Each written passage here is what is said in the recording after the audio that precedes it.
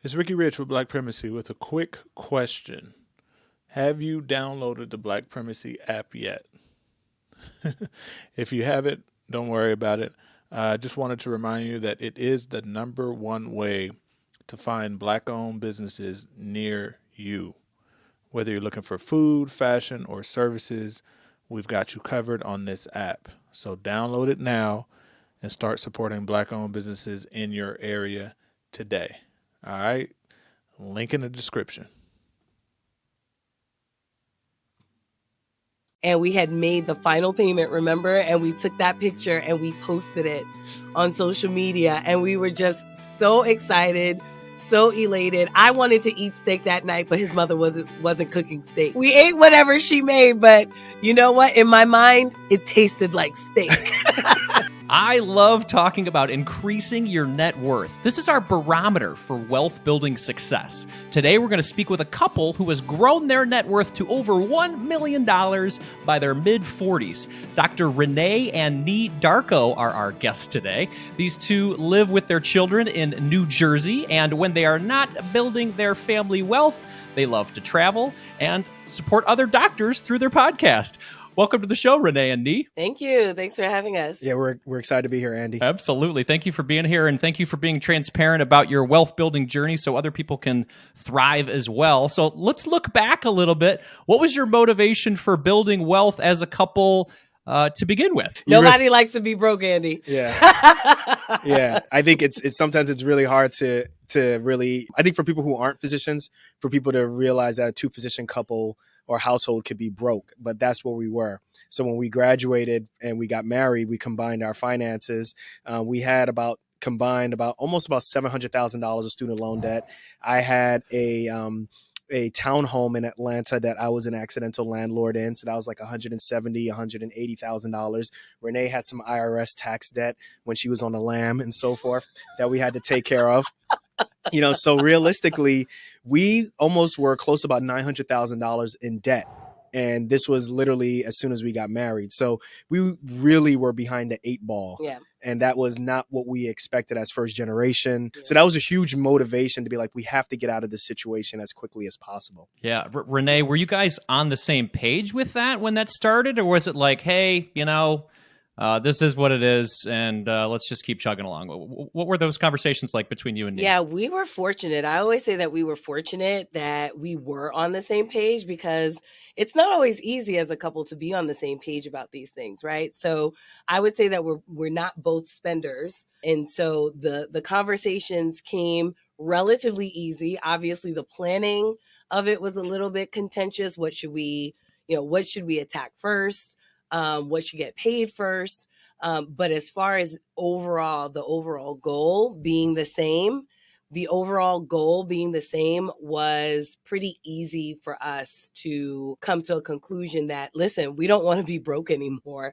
Let's get this debt out of the way and start building our net worth. I love it. So was net worth the goal, or what was the first goal? Did you say we got to get rid of these loans? What was the first goal? Yeah, the first goal was getting out of debt. That was the first goal, was getting out of debt, because that had a direct effect on where we worked. Our families are either in the New York, New Jersey area. So our first job was about 5 to 6 hours away. So we never envisioned being that far away from family. We both come from close-knit families. So to just kind of have a life where we are that far away from either her family or our family just really wasn't desirable. And so we knew that the direct cause of that was because we had to find cheaper housing. We had to find someplace that was cheaper. And we found a great job. It's just that it was far away. So we knew the debt had to go out immediately. Got it. As we started paying off the debt, we started discovering podcasts, discovering YouTube videos, and realized that there was an entire community of people who were trying to build a net worth, were trying to really get to a point where they could manage not only just their job and their salary, but also at the same time build something so that they're not working at the same job, at the same position into their 60s. And that kind of just changed our entire focus, because we weren't really thinking about that. Yeah. We were just kind of just happy to become doctors and just say, this is how we're going to work until we die. And that's it. Right. So there was no direction really until we found a community. Yeah, I think that's great. So talk about Yes, you got the motivation. And then after finding that community and the motivation, what were the first steps that you took then to start tackling this debt? And I know, I'll be honest with you, I don't know a lot about large student loan debt, especially when it comes to doctors and PSFL and all these other acronyms that I don't really know much about. How did you guys handle that? How did you start with that? The first thing that we did actually was we made a pact. The important thing was we made a pact not to create any more debt. Yeah. Yeah, that was huge. That was huge. It was like, I don't care what happens. We're not going to create any more debt. And so, we shook on it, kissed on it, whatever you want to call it. We made that pact. The second thing that we did actually was we took a look at our expenses over the last 3 months. And that meeting actually took a really long time because once we realized that, what we were spending our money on, we definitely realized, okay, the whole saying of show me your budget, I'll show you your priority. It was like, wow, we need to rearrange our priorities. Yeah, we were spending a significant amount of money on food at work. Mhm. We were buying a significant amount of money of food at home, but we weren't cooking it. Mhm. So Yeah. there was a bunch of perishables that were just literally perishing away in the refrigerator. We were dining out a lot. yeah. It was just, it really was just that our money was being misappropriated, if you will. And once we realized that, we said, okay, well, we need to rearrange our priorities. One of the first things that we actually did was we looked at how much we were paying in life insurance and disability insurance.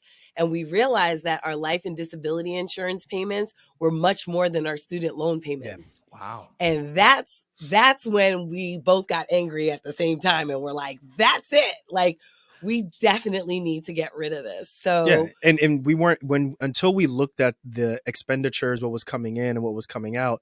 We were happy to pay our whole life and our disability insurance. Like, oh yeah, that's just a payment that we have to Right. pay. But then we started getting our student loan payments, which were lower than that, and we'd be angry. right. And I was like, wait, this doesn't make sense. Until we looked at the numbers, we're like, we're putting more money into something that's not really getting us a benefit.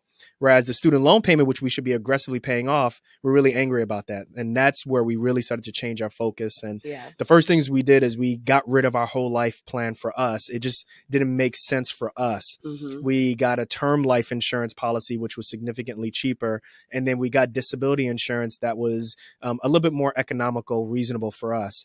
And Right. that really started letting us know, our money, if we budget better, can be spent wiser, and we can aggressively pay off our student loan debt. Yeah. Initially, we thought we were going to pay it off in 10 years? I think. I think we originally thought it was going to be about 15 years. Yeah, that's true. And so we ended up paying our student loan debt, which totaled at that point $662,000 in 3 years.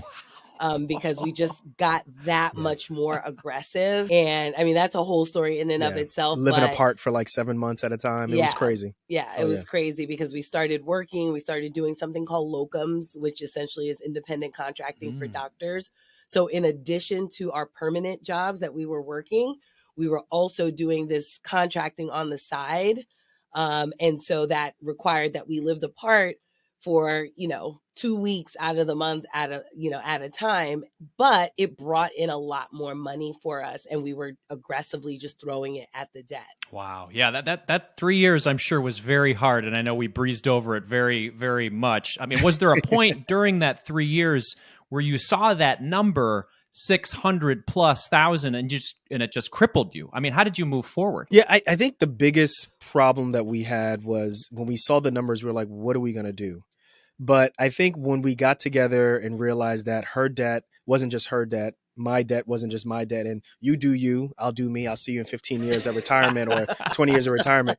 We said, let's make a plan together. Let's start thinking about how we want our lives to look in 3 years, 5 years, 20 years. And if that's the case, then we're going to have to work together to get this done. So I think the biggest thing that the biggest win that we had was when we sold and got rid of our whole life insurance. We got a significant amount of money back past the surrender value. We took that money, we didn't spend it, we didn't invest it. We took that money and put it into our student loans. And I made a significant dent into our private loan debt. And when we saw that, we're like, This wow, debt could actually go down. Right. And Principal. when you see the interest payments decrease because there's less interest accumulating on the principal that we paid down, then we're like, This is possible. this is possible. So that's when we made a plan and said, okay, the higher interest rate is with the private loans, but it's the lower amount. Let's aggressively take that out first. Yeah. And then from there, we'll just change the line items and go after our federal loans, which are lower interest rate, but significant higher amount. And we just stay true. Now, there were times when I was down and she picked me up. And there were times when she was down and she wants to get, whatever it may want to be. And I may want to get whatever. We just kind of motivated each other.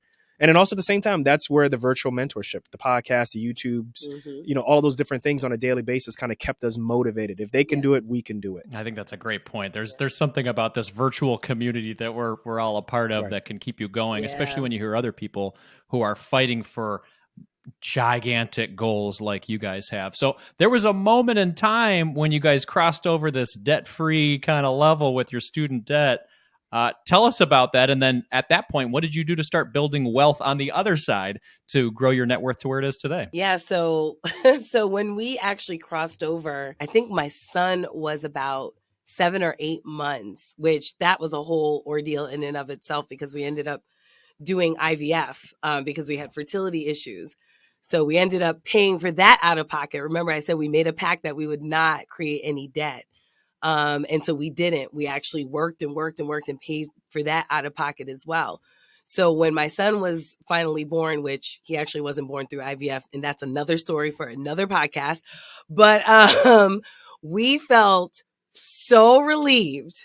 I remember we were at his parents' house and we had made the final payment, remember? And we took that picture and we posted it on social media. And we were just so excited, so elated. I wanted to eat steak that night, but his mother wasn't cooking steak.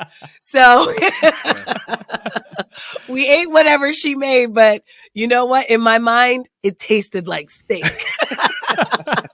I'll tell my mom that. You never told her that. Yeah. No, it was great. And for me, that accomplishment, especially when we realized it was the 3-year mark that we had paid it off from when we started, it just let me know that we could essentially accomplish anything.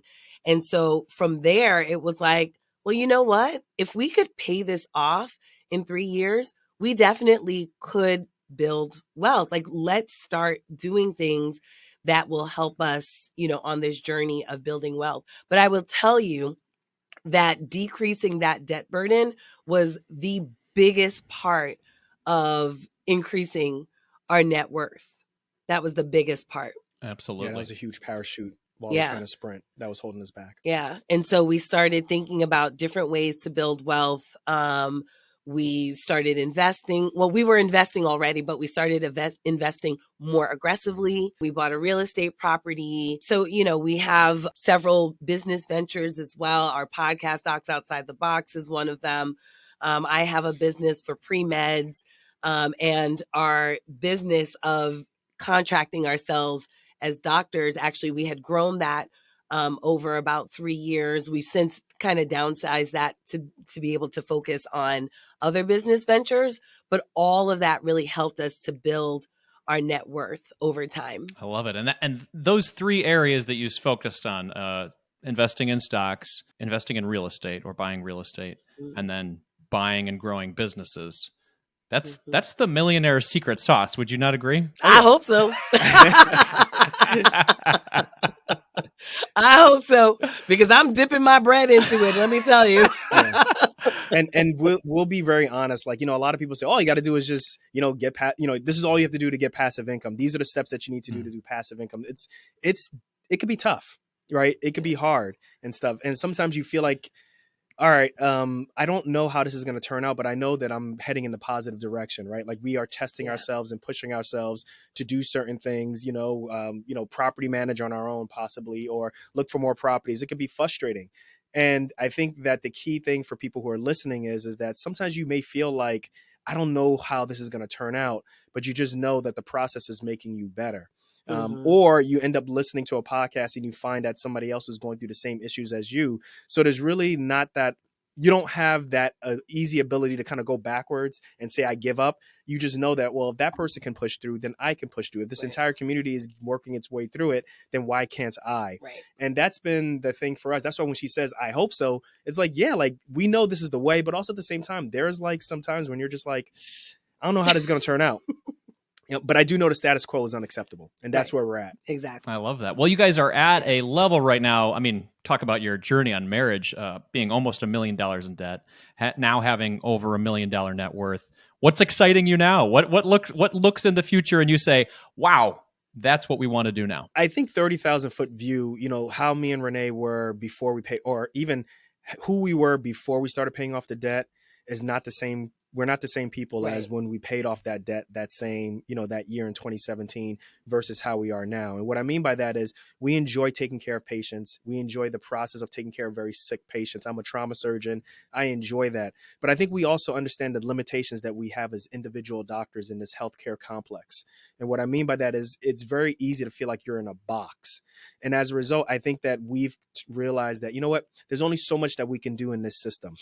And the way how we're going to be able to leave our legacy, not only for our kids, but also for other doctors, is to kind of step away from the box, kind of step away from the matrix, and kind of create wealth, create legacy on our own. So that's why the podcast has started. That's why we made it a business. That's why she's working on, trying to increase as many underrepresented minorities in medicine as possible, but taking more of a profit model as opposed to, the only way we can make money is going into the hospital. Right. So it's a shift in mindset. Yeah. And that's been really huge. Yeah. I think she reached that point earlier than I did.